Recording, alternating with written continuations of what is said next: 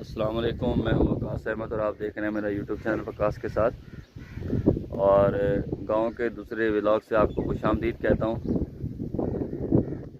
दोबारा से व्लॉग इसलिए नहीं बनाया क्योंकि यूट्यूब रिकमेंडेशन में बिल्कुल ऑफ जा रहा था, क्योंकि आप लोग सिर्फ वही चीज़ देखना चाहते हैं जो मुसलसल मैं दिखा रहा था। तो जाहिर है कि व्यूअर्स चॉइस इज़ फर्स्ट। सबसे पहले आप लोगों की चॉइस जो है वो उसको तरजीह दी जाएगी, ना कि मेरी अपनी ज़ाती चॉइस को। तो इंशाल्लाह ताला से मामलात जो है वो फिर से तय आ गए हैं और फिर से उम्मीद करेंगे और कभी इम्कान है कि फिर से इंशाल्लाह ताला लाहौर ही रवानगी होगी कुछ दिनों तक। तो दोबारा से रौनकें बहाल होंगी और आप लोगों के साथ फिर से टाइम स्पेंड करने का मौका मिलेगा और दोबारा से फिर प्रोजेक्ट को लेकर चलेंगे। जो कुछ चीज़ें बाकी रहती हैं कवर होने वाली, और उसके अलावा साथ साथ आपको बताता चलूँ कि सुपरवाइजर स्टाफ, इंजीनियरिंग स्टाफ, मुकम्मल ओवरऑल स्टाफ काफ़ी हद तक जो है वो घर ईद की छुट्टियों पर था, लेकिन फिर भी सिक्योरिटी के हवाले से जो है वो किसी किस्म का समझौता नहीं किया गया और लोग जो है वो सिक्योरिटी के लिए मामूर किए गए थे, क्योंकि कुछ एरियाज़ पर अभी भी जहाँ जहाँ पर स्टील वगैरह फिक्स था वहाँ स्टील चोरी होने का ख़दशा होता है। जहाँ से स्टील आता है, जहाँ कटिंग बेंडिंग होती है, वहाँ पर भी ख़दशा होता है। तो इसलिए तमाम चीज़ों को मद्देनज़र रखते हुए सिक्योरिटी के इंतज़ामात को बरवकार लाया गया था और तमाम चीज़ों की ख़बरें जो है वो मुझ तक पहुँचती रही हैं।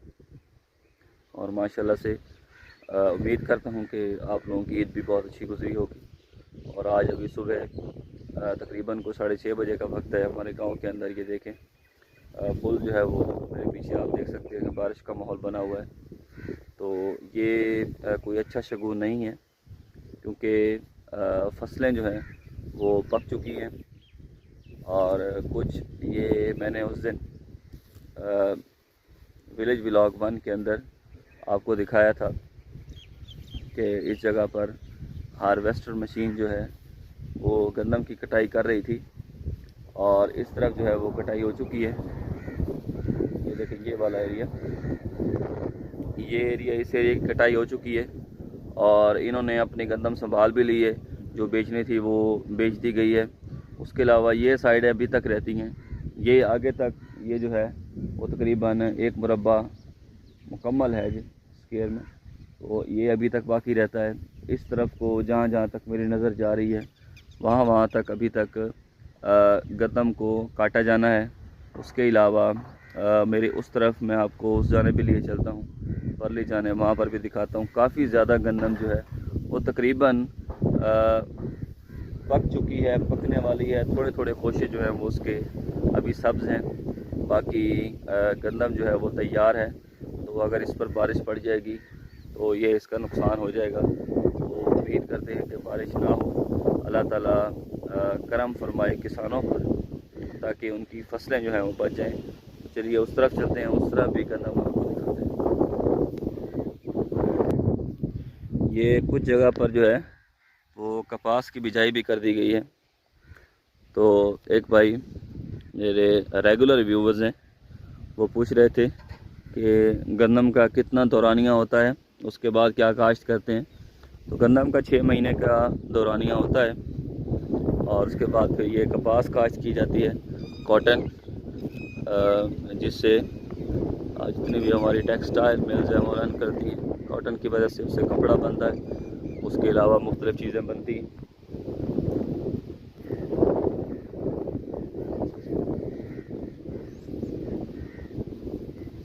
तो अल्लाह ताला से यही दुआ है कि आज जो है वो फसलों की बचत हो जाए। आप बादल के गरजने की आवाज़ भी सुन सकते होंगे। ये बादल पहले इससे भी ज़्यादा ख़तरनाक था।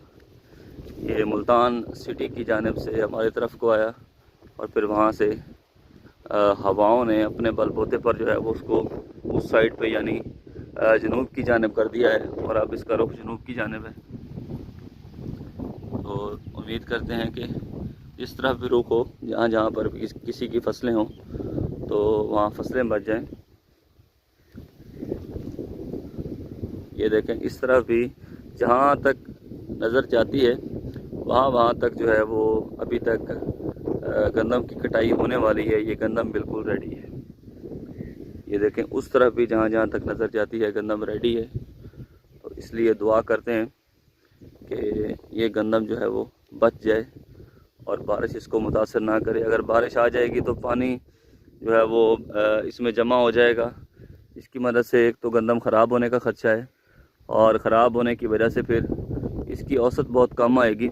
यानी फॉर एग्ज़ाम्पल 1 एकड़ के अंदर अगर 50 से 60 मन औसत मिलती है तो बारिश आने की वजह से वो 20 से 30% जो है वो कम हो जाती है।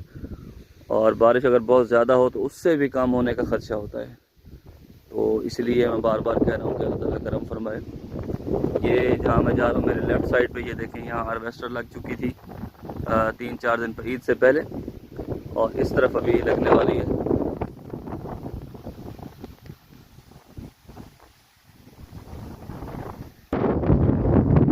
ये तो अभी साथ साथ बारिश भी शुरू हो चुकी है। ये देखें मेरे कपड़ों पर। तो अभी घर वापस जाना चाहिए और फिर से वही उम्मीद और दुआ है कि बारिश कम से कम आए, यही बस थोड़ा बहुत छिड़काव हो, बाकी अल्लाह ताला करम फरमाए, कोई ज़्यादा नुकसान ना हो।